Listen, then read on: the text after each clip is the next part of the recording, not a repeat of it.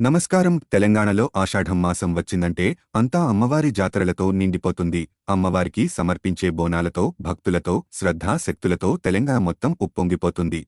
ఈ పవిత్ర సందర్భాన్ని పురస్కరించుకుని ఈ వారం సికింద్రాబాద్లో జరగబోయే ఉజ్జయిని మహంకాళి అమ్మవారి బోనాల జాతర విశేషాలు తెలుసుకుందాం. ఆషాఢంలో పుట్టింటికి వచ్చే అమ్మవారు. ఆషాఢమాసంలో కొత్తగా పెళ్లైన అమ్మాయిలు తమ పుట్టింటికి వెళ్లే ఆనవాయితీ మనకందరికీ తెలిసిందే కదా.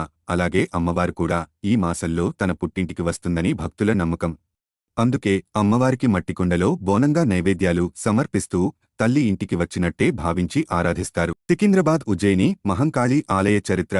ఈ గుడికి దాదాపు 200 ఏళ్ల చరిత్ర ఉంది. 1813లో బ్రిటిష్ ఆర్మీలో పనిచేసిన సురటి అప్పయ్య అనే భక్తుడు ఉద్యోగరీత్యా ఉజ్జయినికి వెళ్లాడు. అక్కడ కలరా వ్యాధి విజృంభించగా మహంకాళి అమ్మవారిని దర్శించి మొక్కాడు. వ్యాధి తగ్గితే నా ఊర్లో అమ్మవారికి గుడి కడతాను అని అమ్మవారి అనుగ్రహంతో వ్యాధి తగ్గిపోయి అప్పయ్య 1815లో సికింద్రాబాద్కి వచ్చి ఆలయాన్ని నిర్మించాడు. ఆలయం నిర్మాణ సమయంలో పునరుద్ధరిస్తున్న బావిలో మాణిక్యాల అమ్మవారి ప్రతిమ లభించింది.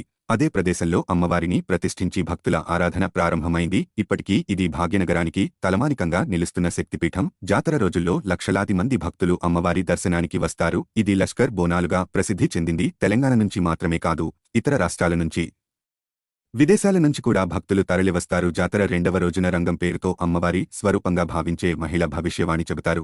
మట్టికుండలో సమర్పించే బోనానికి శాస్త్రీయ ప్రాముఖ్యత ఉంది. పూర్వకాలంలో వ్యాధులు ముందుగా జంతువుల్లో కనిపించేవి. అందుకే జంతువుల బలితో చెడు దోషాలు తొలగుతాయని నమ్ముతూ వాటిని అమ్మవారి సమక్షంలో బలిగా సమర్పించే సంప్రదాయం ఏర్పడింది. ఈ పవిత్ర ఆషాఢమాసంలో అమ్మవారిని భక్తితో ఆరాధించి మొక్కుకుంటే తీరని కోరిక ఉండదని నమ్మకం. ఈ ఏడాది అమ్మవారి అనుగ్రహంతో మీ ఇంట్లో ఆరోగ్యం, శాంతి, సిరిసంపదలు వెల్లివిరియాలని మనసారా కోరుకుంటూ జై మహంకాళి అమ్మవారు. ఓం శ్రీమాత్రే నమః.